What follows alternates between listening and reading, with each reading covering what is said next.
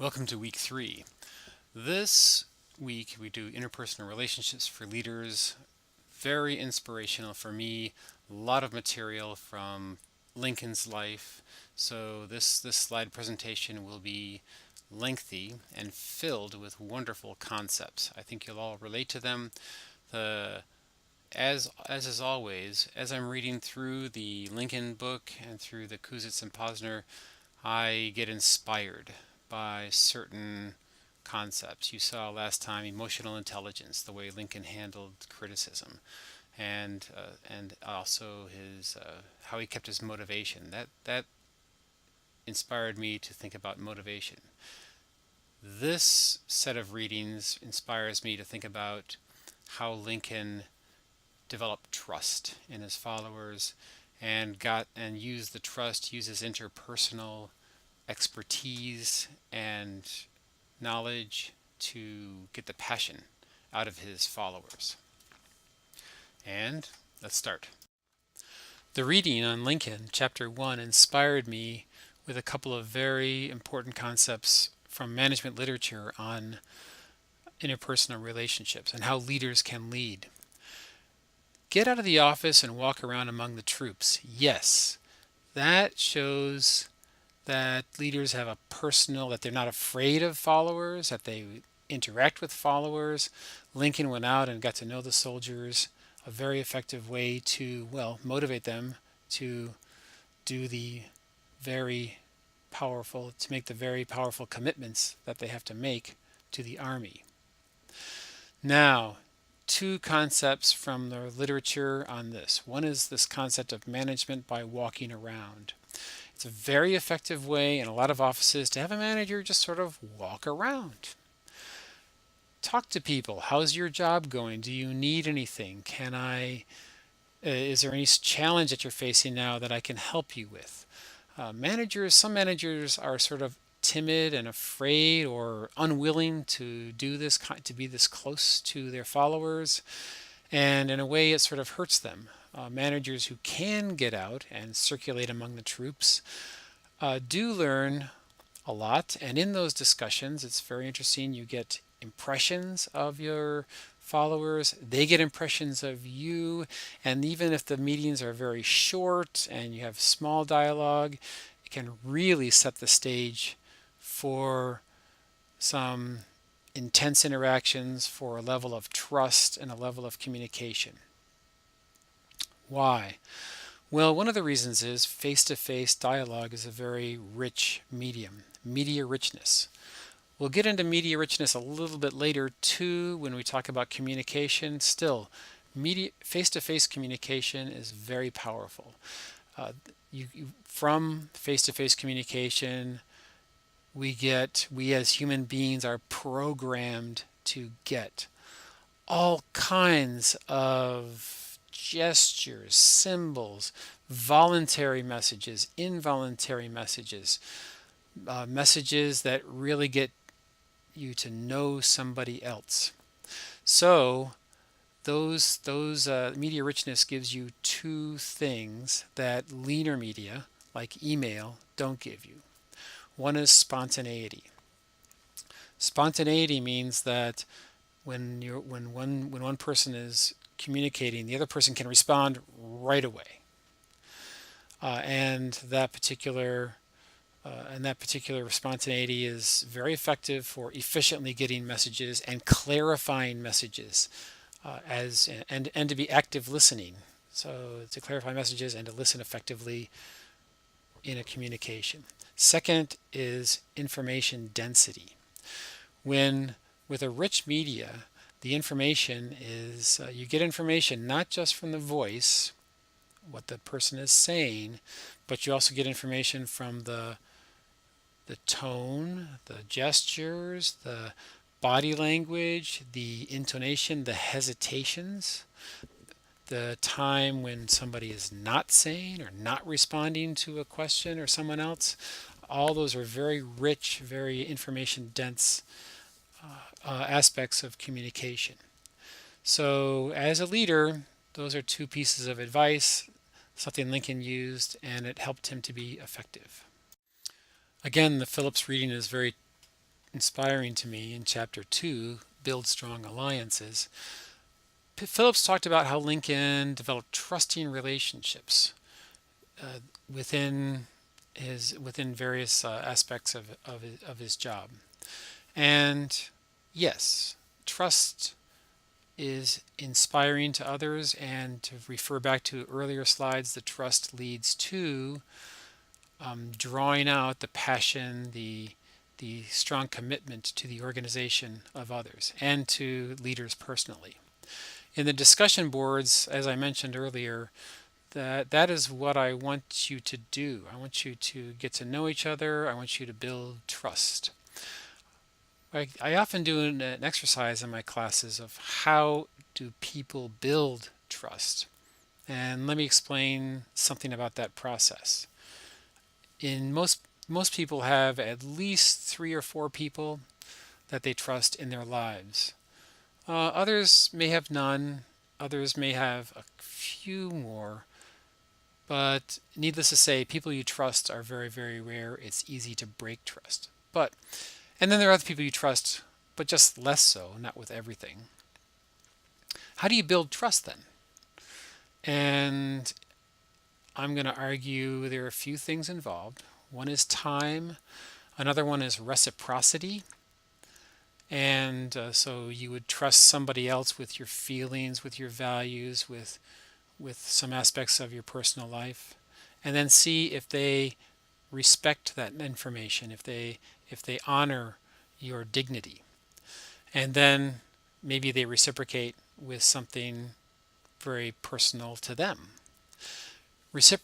Reciprocation with a respect and dignity of others tends to build over time until you're trusting that other person with more and more stuff. So there's a virtuous cycle by which trust is built. Just something to think about, because trust is important. Chapter 3, Persuade Rather Than Coerce. Phillips was discussing how Lincoln tried not to be very be very standoffish, directly confrontational with others. Rather, what he would try to do is enlist others in his side, become friends first, just make small talk, and then influence. A very common type of tactics.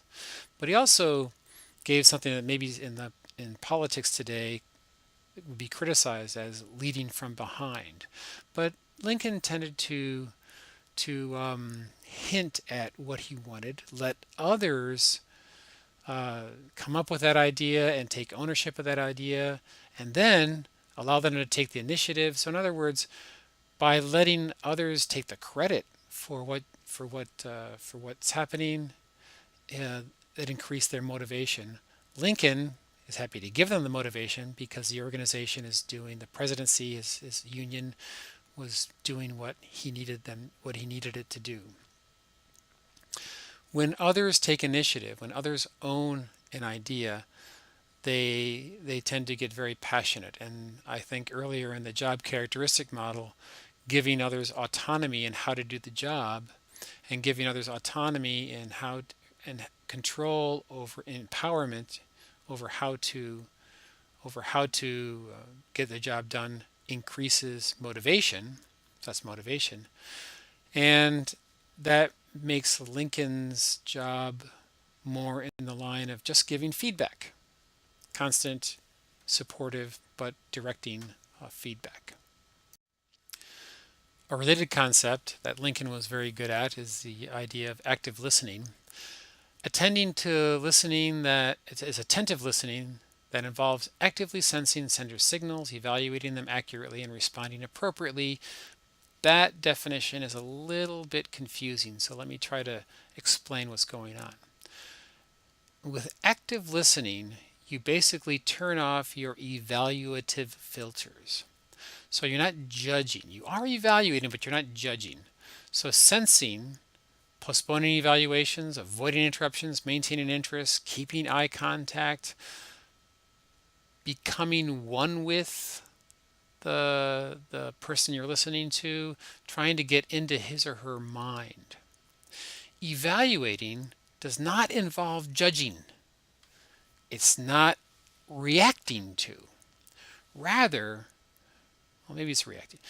Rather, instead of reacting in a judging way, what you're trying to do is sort of clarify, empathizing with the leader's perspective and organizing information. So, not maybe putting it in context. You could even ask questions, but the questions aren't attacking or belittling or even overly supporting what the communicator is saying, what the other party is saying. Evaluating is simply getting into that other person's mind and asking questions to clarify that you understand the message correctly. Responding, yeah, interesting, clarifying the message. The point is to fully, without filtering, so with active listening, the ideas are coming into your head and you keep on asking questions until the message is clear. Kouzes and Posner in chapter 3 mention that values drive commitment. And I like this chapter because it emphasizes something true of Lincoln. First of all, he understood his own personal values. He was fully committed to his cause, and although he didn't necessarily trumpet that in a loud and aggressive way, he was quietly, persistently true to himself. Likewise, because he was an effective communicator, because he was close to his others by walking around, because he was an active listener, and that he was able to empathize and get into other people's values system. And to the extent possible, he got alignment. He got other people to adopt or to adjust their values so that they became aligned with Lincoln. For example, when Lincoln took office, most politicians at the time said it was okay for the South to go on and secede. They didn't care about the Union, keeping the Union together as much as Lincoln did. But through his very, very persuasive interpersonal style, in part, he was able to change those perceptions and get many others committed to his cause of keeping the Union together. Very interesting figure 3.1 on page 36, that in order to get an organizational commitment, it's very important, the most important thing is to get the clarity of your personal values. So from a leader's perspective, if your personal values are, if you're clear about your personal values, then you're going to have high commitment to the organization regardless of what the organization's values are, or regardless about how clear the organization's values are. It's sort of interesting. But if you're unclear on your own personal values, then you're not going to be very committed to an organization. So what does that mean from a leader's perspective? From a leader's perspective, it means that understanding your own personal values, whatever they are, not judging those personal values, but understanding your own personal values is step one to getting organizational commitment.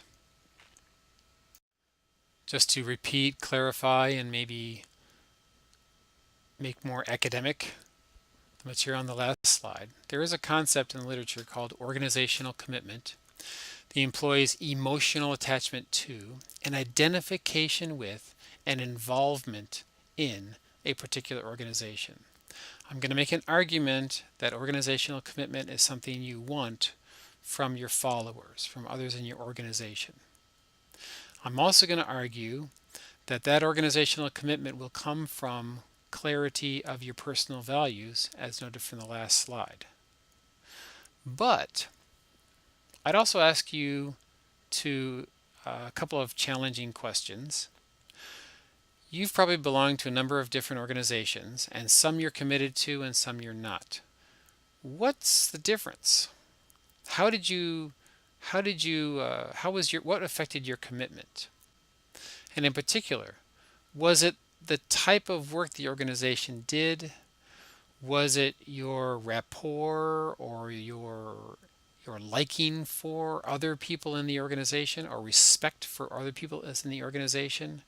Was it something about the organizational culture?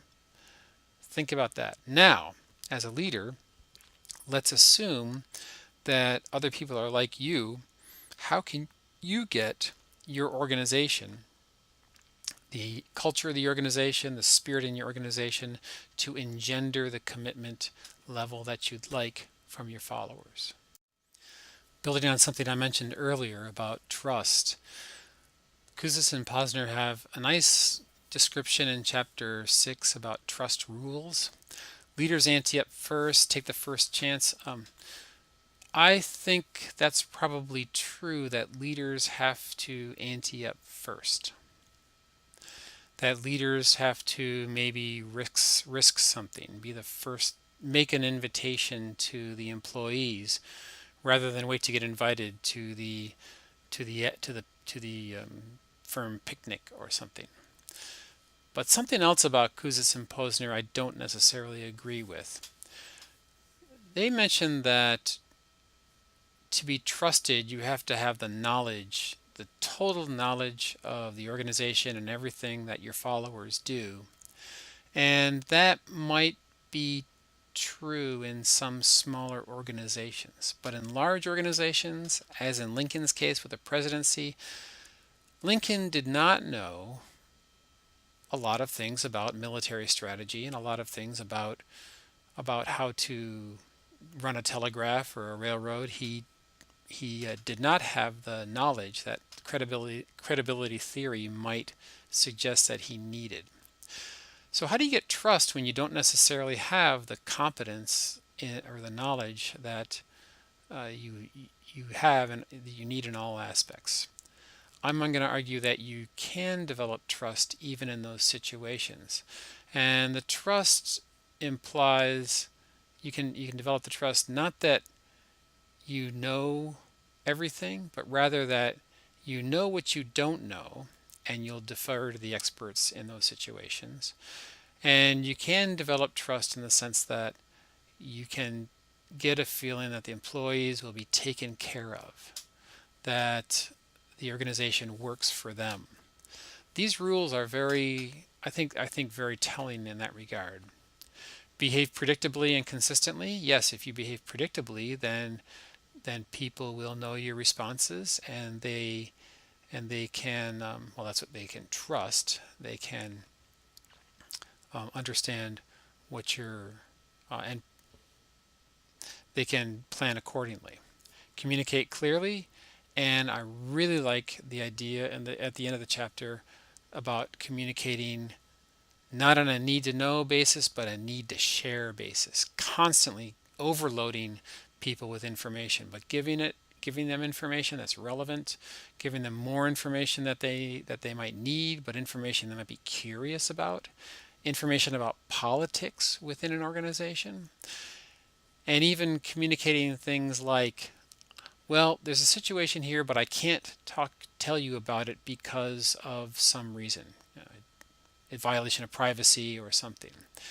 Again, that's good communication. It's effective communication. You're communicating that you can't say something, but that type of communication builds trust because you're basically risking first and telling the employees all this information is yours to have because you're part of the team.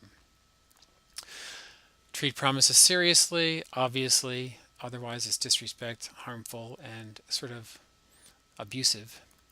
Be forthright and candid, again, honesty, very good value. And I mentioned earlier, it takes time, reciprocity, shared intense experiences, shared values, and the amount of interaction all seem to relate, in my mind, how to build trust. Maybe you could add to this list, maybe you disagree, but in any case, I think it's important as a leader to figure out how you think trust is built and act accordingly. Also related to trust and related to effective leadership is Kouzes and Posner's chapter 8, the actions of leaders. Do what you say you will do. So if you promise to do something, if you have certain values, state the values, yes, but do the values. If you say that it's impolite and inappropriate in this organization to talk behind employees' backs, and then you go around and talk behind employees' backs, then you're undermining your own leadership and your own integrity and worth. What should leaders share? Their commitment to the organization. Leaders should show support for followers' efforts.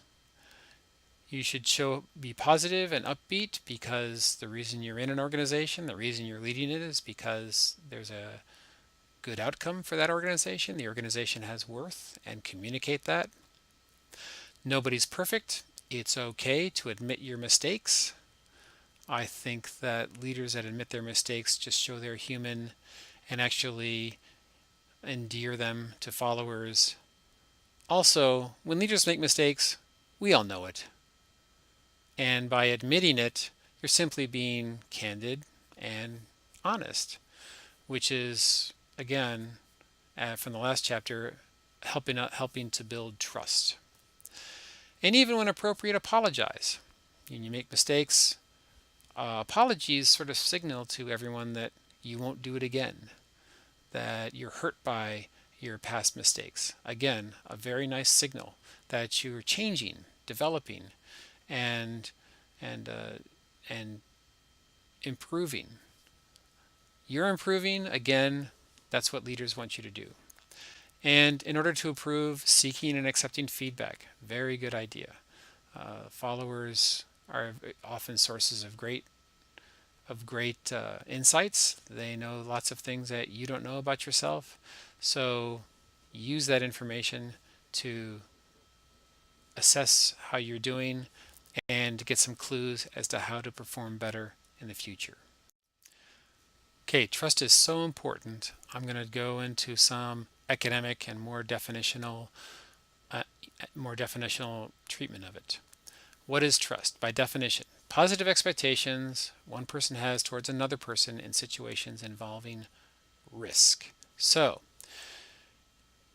situations involving risk is a necessary condition for trust. You can't have positive expectations in a situation where there's no risk and call it trust. 2, 3 levels of trust. So, on what basis can we have positive expectations on a person? The lowest level of trust is called calculus-based trust, which is a calculation that I'm going to have a positive behavior from you, because if you don't give me a good result, then something bad's going to happen to you. You're going to get arrested, you're going to get a bad performance, or I myself will do respond, will hurt you in some way through sharing your bad behavior with your boss or something like that. So calculus-based trust is probably the most tenuous type of trust. It exists, yes. It's a good way to start, yes. But it's also sort of brutal and temporary. It's the easiest type of trust it's easiest type of trust to break, and it's probably the least strong of the various types of trust. The most common type of trust is called knowledge-based trust. It's a type of trust where one person will have positive expectations about another one's just because of the way they behaved in the past. Also, on the deep knowledge you have of that other person. So we all have senses that so-and-so is the kind of person who will be really nice in this situation, and therefore I can trust him. We get those through the rich media, through the knowledge that we have of others. Knowledge-based trust also refers to professionals. So, for example, you go to a dentist And even if you don't know that person, even if you don't have if you don't have a lot of personal experience with a dentist, you would still be willing to have that dentist give you a shot of Novocaine and look at your teeth, which is puts yourself at great risk. But you would trust that because of the professional expertise that the dentist has. The fact that the dentist is in business shows that maybe you can trust him or her. Identification based trust is the highest kind of trust.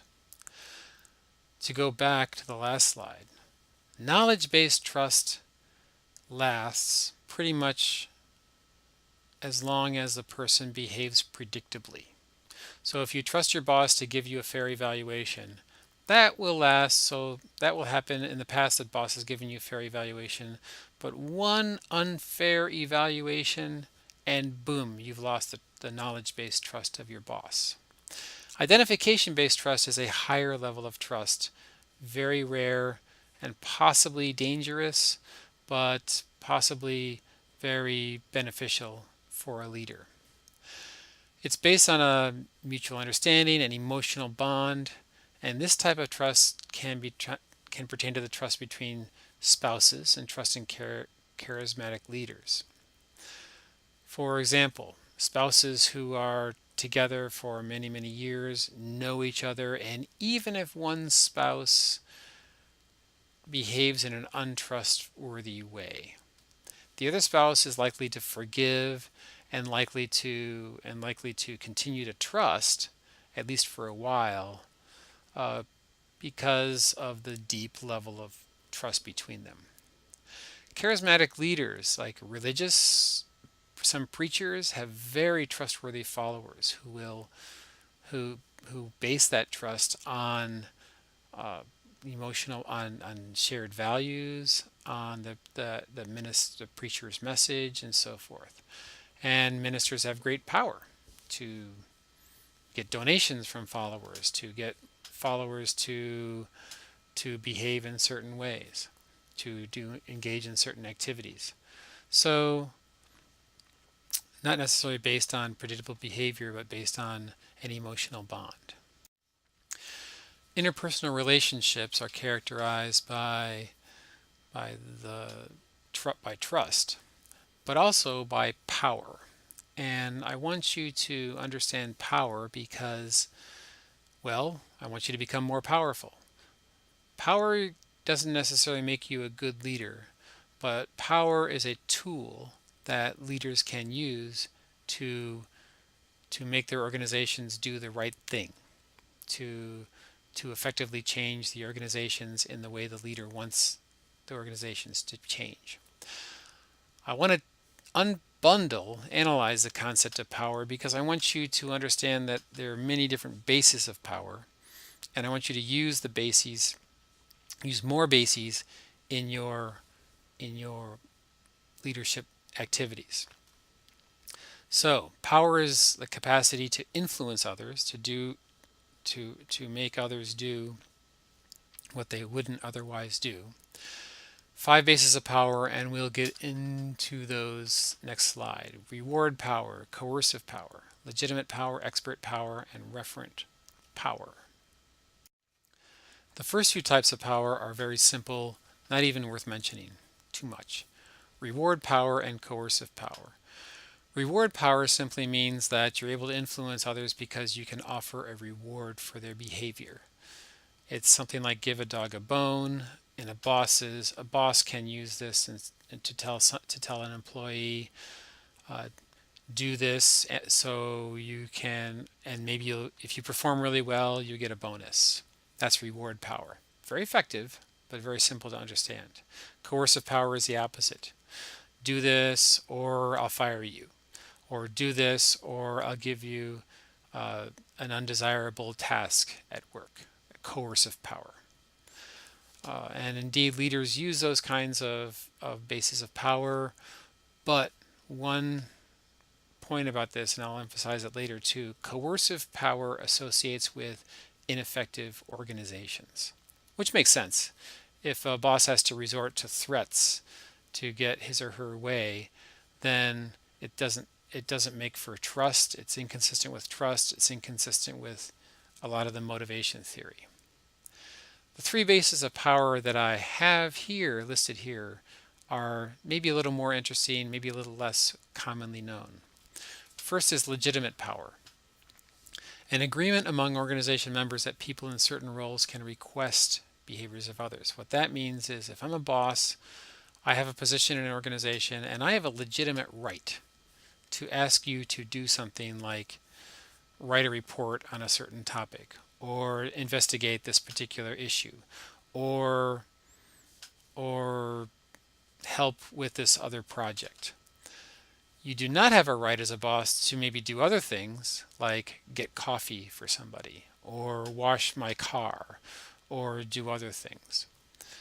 So those kinds of so legitimate power simply refers to the right that a person has because of the position that the supervisor is in, that the leader is in, to command to influence the behavior of followers. And legitimate power is an agreement.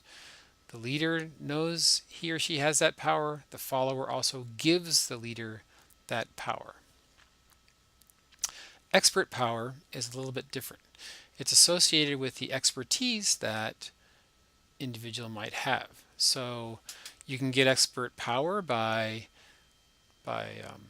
getting a degree. If you're getting your MBA, you should have a little more influence in your organization. Or expert power can come from your accomplishments. If you are very good at negotiating a certain type of arbitrage agreement between contesting parties, then that experience will give you more influence in advising others. And so expert power can come from experience too, a track record, your resume, your age, your past successes. An interesting one that not enough leaders use or understand how to build is the idea of referent power. Referent power is basically the power that we get because we're liked. It's just as a person. There are some people who have no reason to have power. Let's say a celebrity. There's no reason that a celebrity should be able to come up to you and ask you to watch a movie. Why would you listen to that influence? That celebrity has no legitimate power over you, probably no reward or coercive power, and probably not an expert. But yet people follow celebrities. Similarly, some top managers can be like superstars. I don't know how they get that referent power, but they do, where they're able to just ask people to do things and they'll do it because they're likable, because they're respected. Again, something to think about. There's a real benefit to being nice, to being likable or respectable, and that's called referent power. Building on the concept of power is a power of influence. Influence is a behavior, and an influence tactic is a behavior that uses power to influence others. So let's look a little bit about how leaders can use their power. What kind of behaviors can leaders follow? What kind of behaviors can leaders use to exercise their power? Influence tactics can be hard, which show more very clearly exercise power, and soft. Hard influence tactics generally are a last resort. They're not necessarily the most effective way to change an organization because they are inconsistent with trust, with information sharing, with respectful and dignified environments. Yet, of course, as leaders, we all sometimes have to use hard influence tactics. The three that I mentioned here: assertiveness, applying legitimate and coercive power. So threatening, or pressuring, or promising. I keep thinking as a father that this was the only way to get my 2-year-old to do anything, and maybe my teenager too. So While I love those children, the assertiveness sometimes has to be used. Information control, explicitly manipulating information or access to information. So, for example, if you want to have the company adopt a certain policy, you can use information control. You can share information that shows the good aspects of a policy and withhold information that would show the policy to not work. That's information control. Coalition formation. So often in managers, if you want to get a policy passed in an organization, you'll use coalition formation. You will get your buddies, get your friends, people who think like you, to join your group, and you can use, and therefore there's more strength in numbers. And as a group, you can advocate for a policy. Very effective technique, very common in conflicts where managers are sort of like taking sides. Often the sides are the solution is to have a vote, some sort of vote or some sort of negotiation, and but you'll have a better position if you have a good coalition.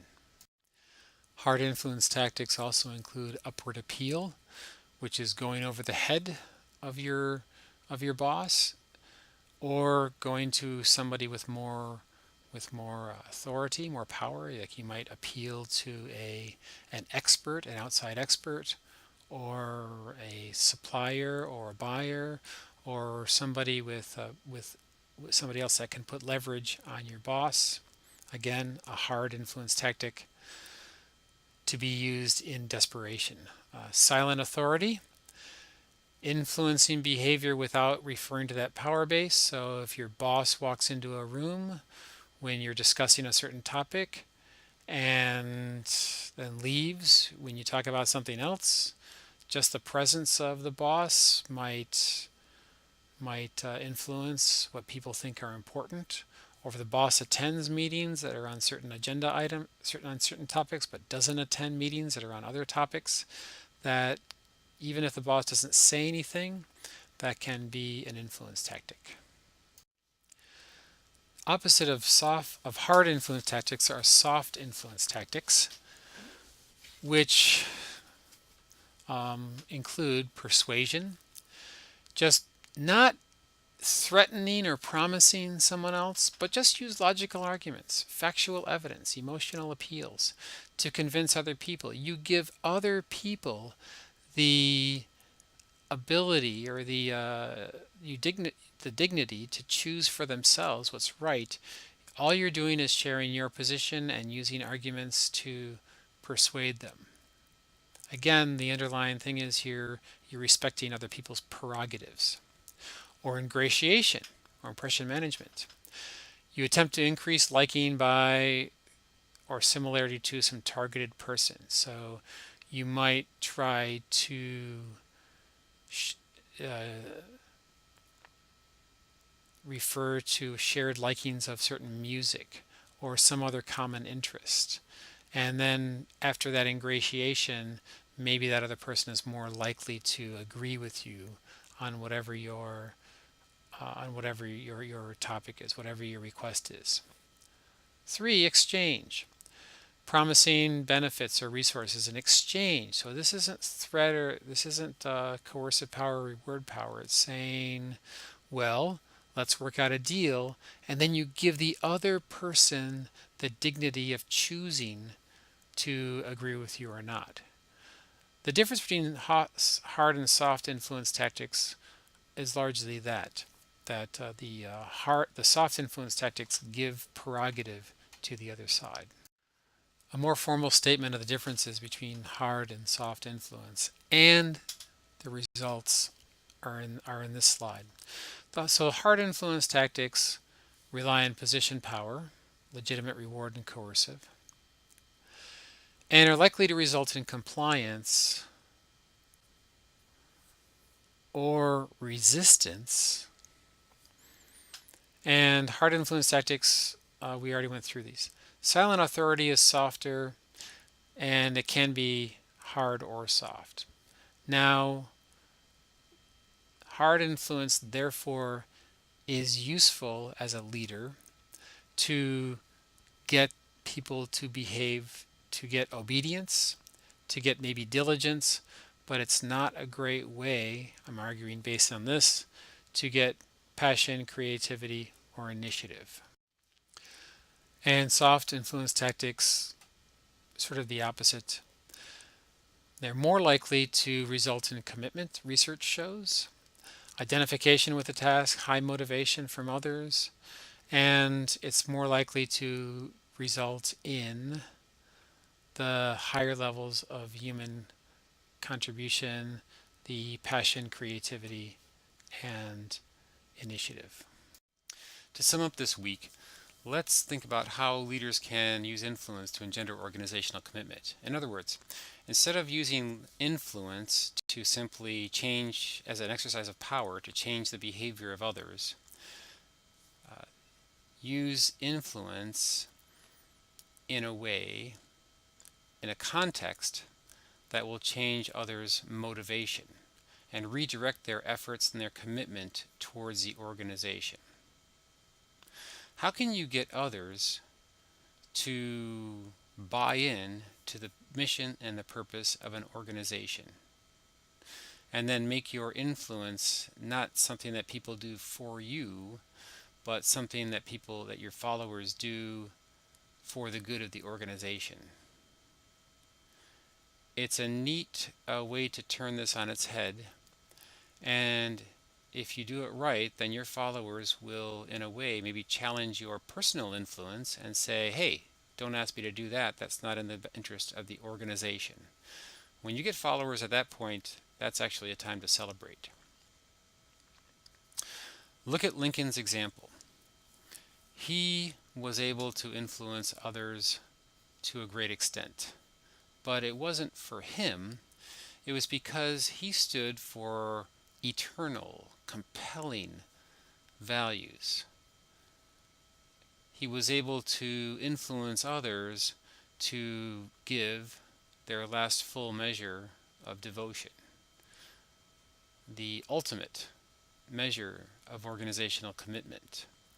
I wouldn't expect you to do that, at least not now, but certainly his example is instructive in this regard.